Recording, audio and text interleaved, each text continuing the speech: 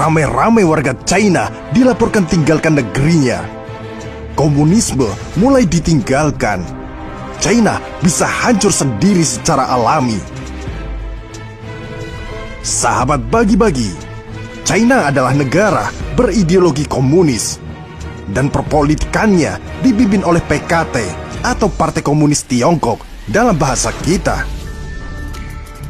Partai Komunis Tiongkok adalah satu-satunya partai yang berkuasa di China. Partai Komunis Tiongkok didirikan pada tahun 1921 oleh Chen Duxiu dan Li Dazhou. Partai Komunis berkembang dengan cepat dan pada tahun 1949 mengusir pemerintahan nasionalis Kuomintang dari daratan Tiongkok yang berakhir dengan pendirian Republik Rakyat Tiongkok. Partai Komunis juga membawahi angkatan bersenjata terbesar di dunia yang disebut Tentara Pembebasan Rakyat. Sejak bubarnya rezim komunis Eropa Timur pada tahun 1989 sampai 1990 dan bubarnya Uni Soviet pada tahun 1991, Partai Komunis Tiongkok adalah yang terbesar sebagai partai yang berasaskan komunis di dunia. Sahabat bagi-bagi, saat kita berbicara ideologi komunis, pastinya kita paham kelebihan dan kekurangannya. Dari sudut pandang kita atau rakyat Indonesia yang berlawanan dengan ideologi mereka, salah satu kekurangannya ideologi komunis adalah pendiktean dan aturan yang memaksa untuk warganya. Karena dalam masyarakat komunis, pemerintah memiliki kekuatan untuk mendikte dan menjalankan kehidupan manusia. Meskipun tujuannya adalah kesetaraan, pada dasarnya kurang atau tidak ada kebebasan pribadi sama sekali untuk mengkritik pemerintah atau menuntut perubahan. Selain itu, tidak ada kebebasan berbicara. Dan siapapun yang menentang pemerintah dapat dikenakan hukuman yang berat, bahkan sampai kematian.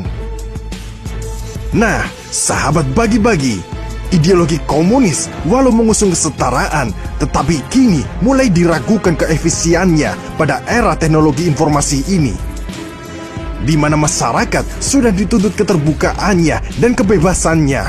Lantaran barometer media sosial yang mudah diakses dan diketahui siapapun, maka China yang masih menggunakan komunis ortodok pada saat ini akan mengalami kemundurannya.